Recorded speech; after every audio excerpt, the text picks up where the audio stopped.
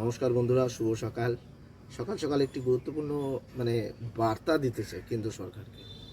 যে দেখুন, 2013 থেকে 2019-এর মধ্যে পশ্চিমবঙ্গে সবচেয়ে বেশি ইনলিগাল বাংলাদেশি প্রবেশ করেছে বা রোহিঙ্গা।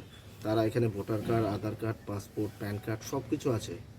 যাবতীয় প্রমাণ তাদের কাছে আছে যে তারা ভারতীয়। এমনকি তারা রীতিমতো সেই পাসপোর্টের মাধ্যমে বাংলাদেশে তাদের বাড়ির লোকেদের সঙ্গে যোগাযোগ করে এসেছে 2-3 বার, একবার না 2-3 বার। ধরুন, এরকম পঞ্চগড় আছে, তেঁতুলিয়া আছে, দিনাজপুর আছে, বেনাপোল দিয়েও তারা যাতায়াত করে। আরও কিছু পশ্চিমবঙ্গের বর্ডার আছে, সেখান দিয়ে তারা যাতায়াত করছে। ভারতের নাগরিক, ভারতীয় পাসপোর্ট আছে, কিন্তু অথচ তাদের পরিবার বাংলাদেশে, মা বাবা বাংলাদেশে, বা আত্মীয় স্বজন সব বাংলাদেশে। আবার বাংলাদেশের লোকও এখানে এসে ঘুরছে। আবার এমনও কিছু হয়েছে যে বাংলাদেশ থেকে পাসপোর্ট করে এসছে আর ফেরত যায়নি, সে পশ্চিমবঙ্গে থেকে গেছে। কাউকে চাচা, কাকা, মামি, জ্যাঠা, ওই তায়ার, ফুপু, খালা এদেরকে বাবা মা বানিয়ে ভোটার কার্ড বানিয়ে ফেলেছে। সমস্ত সরকারি সুবিধা ভোগ করছে। কারণটা কি জানেন? কারণ বাংলাদেশ থেকে কোনো দেশে গেলে যতটা সম্মান না পাওয়া যায়, ভারতের পাসপোর্ট নিয়ে গেলে তার থেকে বেশি সম্মান পাওয়া যায়।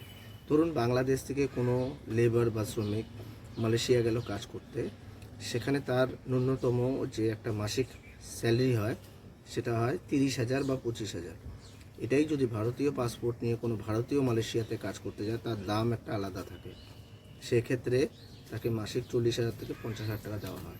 এবং ভারতীয়দের কিছু স্পেশাল সুবিধা থাকে, যেমন ভিসার ক্ষেত্রে, ঘোরার ক্ষেত্রে।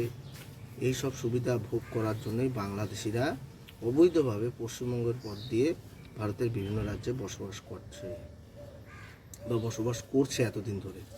ব্যাপারটা বুঝলেন? দেখুন, বাংলাদেশে যে কাজ করে পাবে সারাদিনে 700 টাকা, আমাদের পশ্চিমবঙ্গে ওই কাজ হয়ে যাচ্ছে 1000 টাকা। সেটা গিয়ে বাংলাদেশের টাকায় দাঁড়াচ্ছে 1500 থেকে 1600 টাকা। একজন আসছে, সাথে আরও 10 জনকে নিয়ে আসছে।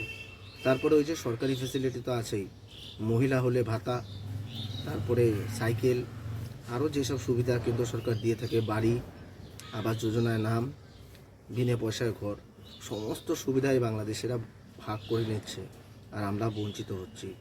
সময় আছে, সকল বাঙালি হিন্দুদের বলছি, রুখে দাঁড়ান। এদের প্রত্যেককে খুঁজে বার করুন।